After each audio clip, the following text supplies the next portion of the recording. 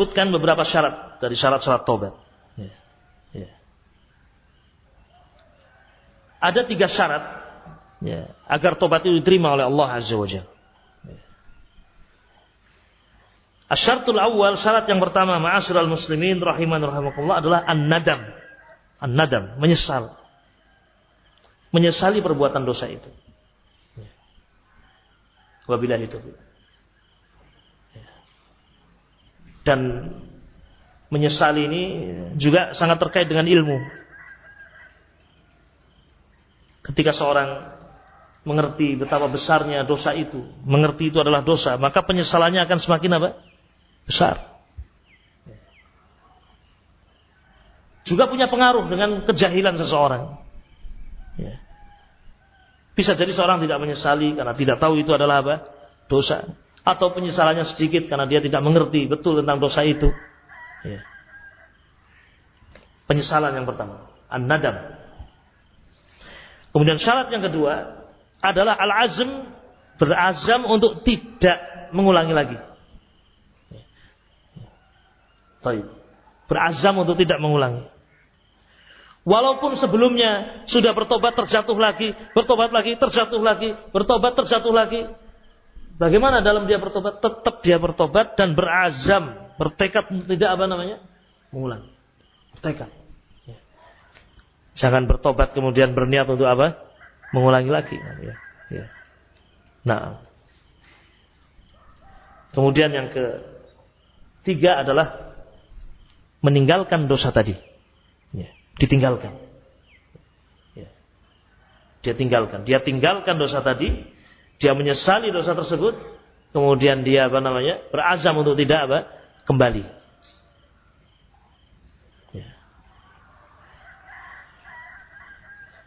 Adapun berikutnya, ma'asyiral muslimin, para ulama menambahkan syarat yang keempat, seandainya dosa itu terkait dengan hak-hak apa? Manusia.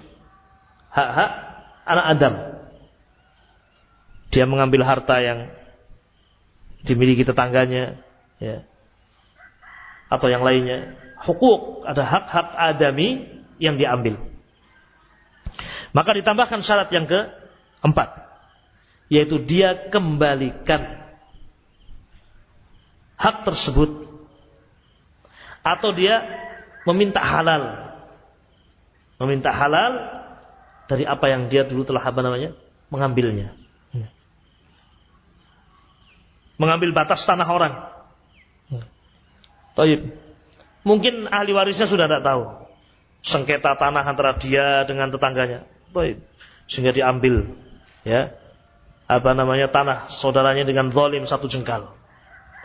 Ya. Setelah itu mati tetangganya, ya, sudah batasannya sudah memang ditambah. Ya.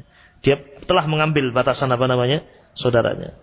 Anak-anaknya masih kecil, ya, masih kecil, besar, tidak ngerti kejadian itu. Setelah itu dia bertobat kepada Allah atas dosanya, ya. Dia berniat untuk tidak mengulangi lagi, ya. Berazam untuk tidak mengulangi lagi, menyesali, dan dia tidak melakukan lagi dosa itu. Namun masih ada syarat yang keempat yang harus dia tunaikan, yaitu apa? Mengembalikan hak saudaranya. Sudah mati saudaranya, tetapi masih ada ahli waris. Ya. Masih ada ahli waris. Sampaikan, itu haknya ahli waris sudah. Ya. Jangan sampai kemudian pada hari kiamat. Ya.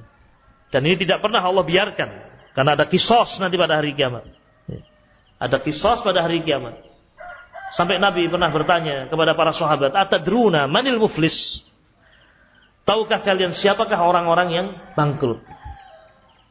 Para sahabat mengatakan, al-muflisu fina man la dirhamalahu wala mata'.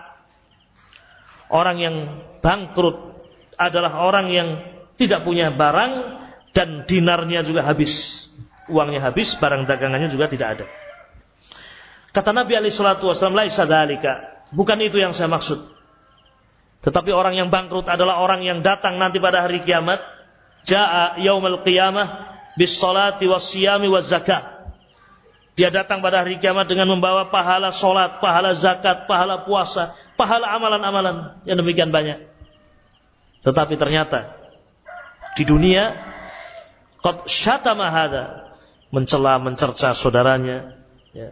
Wa daraba hadza, memukul saudaranya. Wa akhadha mala hadza, mengambil harta saudaranya, ya. Wa safaka dama hadza, ya. Mencurahkan darah saudaranya. Wa qadhafa hadza, menuduh saudaranya berbuat zina dan macam-macam, ya. Fa ukhidat hasanatuhu, maka diambil kebaikannya dia, diberikan kepada orang-orang yang dulu dia zalimi, diberikan kepada orang yang diambil hartanya, ya. Diberikan kepada orang yang dulu dilukai, diberikan kepada orang yang dulu dia cerca dan dia cela, ya. Ya. Sampai habis. Ternyata masih ada orang-orang yang dizalimi dan harus dikisos. Kebaikan sudah tidak ada lagi. Maka diambillah kejelekan dari orang-orang yang dia zalimi dan diberikan kepada dia yang dulu berbuat zalim. Inilah orang yang muflis, orang yang bangkrut. Oleh karena itu, ma'asyiral muslimin rahimani wa rahimakumullah, ya. Kewajiban kita terkait dengan taubat, jika dosa yang kita lakukan itu adalah terkait dengan, ya, hak-hak saudara kita, hak adami, maka kewajiban kita adalah, ya, mengembalikan hak-hak tersebut, ya. Terus bagaimana mengembalikan hak? Ini malah jadi rame, ribut, sengketa. Kan ada cara, tidak harus dengan terang-terangan ini saya kembalikan. Kalau dia memang betul yakin kalau diberikan akan terjadi apa? Ya, masalah, ya. Bisa dengan paket, ya, sampai haknya kepadanya, atau titip orang, ya. Ini dulu, ya, fulan pernah mencuri ayam kampung, ya, yang kamu pelihara namanya, ya. Baik, ini diganti namanya. Siapa yang mencuri? Itu sudah, pokoknya, ya, khawatir barangkali namanya. Kalau dia bisa bertemu langsung, mohon maaf. Biasanya kalau seperti itu malah akan dimaafkan, ya atau tidak? Ya. Pak Ustaz, bagaimana ini? Saya sudah mencuri ayamnya orang sekampung, bagaimana? Ya datangi orang sekampung. Datangi orang sekampung, mohon maaf, ya. Insya Allah dimaafkan. Sambil datang minum kopi, ya, disuguhi, Pak, ini saya juga punya hajat ini. Tapi tolong Pak jangan marah, ya. Ya. Semoga Allah berikan Bapak kebaikan.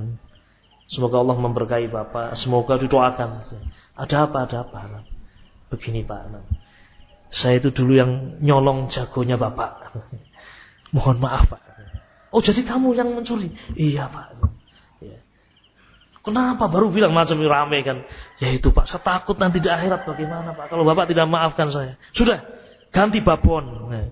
Ya sudah, ya Pak, insya Allah saya ganti babon. Ya. Tapi sekarang saya belum punya uang. Saya usaha dulu Pak. Ya. Berusaha. Ya. Nah daripada nanti di akhirat urus saya panjang, ya atau tidak? Ya. Di dunia diselesaikan. Ya. Tapi kalau sudah kita tidak tahu siapa yang punya hak karena pekerjaannya mencopet dulu, ya, ya. Nyopet sana, nyopet sini. Nah ini kembalikan kemana ini? Orang-orang yang saya copet saya tidak kenal. Ya, karena saya nyopet jurusan Sumatera, Kalimantan, ada enggak? Nah, di Sumatera Kalimantan, barangkali ada. Ya, dia mencuri, menyopet di situ. Di mana ini orang tinggal? Nah, ya. Ya sudah, kamu tidak tahu. Banyak tobat kepada Allah. Ya, banyak kamu berbuat baik. Semoga Allah Subhanahu wa taala ya, mengampuni kamu. Tidak bisa lagi, sudah tidak mampu. Fattaqullaha mastata'tum. Fattaqullaha mastata'tum. Banyak berbuat baik. Ya. Nah, ikhwatul kiram rahimani rahimakumullah, ya. Ini barangkali beberapa hal yang mungkin bisa kita ingatkan terkait dengan permasalahan taubat. Dan Allah Jalla wa Ala tidaklah menyeru kita untuk bertobat kecuali untuk kebaikan kita. Menyeru kita untuk bertobat kepada Allah, ya ayyuhalladzina amanu tubu ilallahi taubatan nasuha. Wahai orang-orang yang beriman, bertobatlah kalian kepada Allah dengan taubat yang nasuha, taubat yang sesungguhnya, yang memenuhi syarat-syaratnya, ya. Tidak lain adalah untuk kebaikan kita fid dunya wal akhirah. Dan kita telah mendengar tadi beberapa ayat yang menyebutkan tentang fadail, keutamaan taubat. Semoga Allah Azza wa Jalla memberikan kemudahan untuk kita memohon ampun, bertobat kepada Allah atas kesalahan-kesalahan dan dosa-dosa kita. Mohon maaf yang sebesar-besarnya apabila ada kekhilafan. Wallahu a'lam bishawab. Naktafi bihadzal qadri wa sallallahu wasallama ala nabiyyina Muhammadin wa ala alihi wa sahbihi ajma'in. Assalamualaikum warahmatullahi